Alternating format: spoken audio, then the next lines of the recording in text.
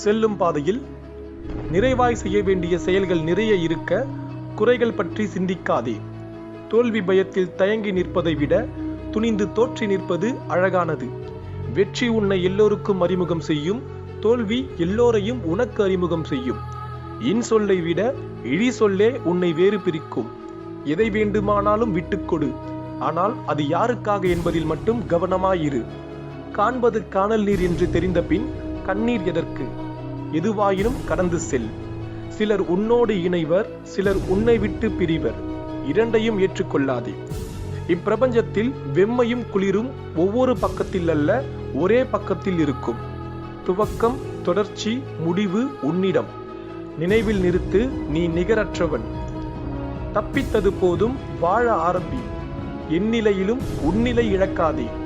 ஒவ்வொரு நொடியும் கண்காணிக்கப்படுகின்றாய். உறக்கமும் இரக்கமும் அதிகமானால் இப்புவியிலிருந்து நீ வேறறுக்கப்படுவாய். யாரை எதிர்பார்க்கின்றாய்? எதை தேடிக்கொண்டிருக்கின்றாய்? இங்கே நீரின் தாகத்தை நெருப்பு அறியாது. நீரில் நீந்துவதற்கு ஏணிகள் எதற்கு? பிரபஞ்சத்தில் எல்லோர் நிலைக்கும் அவரவரே பொறுப்பு. இதில் நீ மட்டும் என்ன விதிவிலக்கா? எல்லோரையும் பாவம் பார்த்தால் பரிதாபமாகும் உன் வாழ்வு.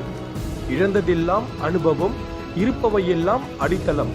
எந்த சூழ்நிலையிலும் நம்மால் வாழ முடியும் என்று ஆழமாய் நம்பிக்கொண்டிருப்பதாலே மண்புழு இனம் இன்னும் பூமியில் வாழ்ந்து கொண்டிருக்கின்றது.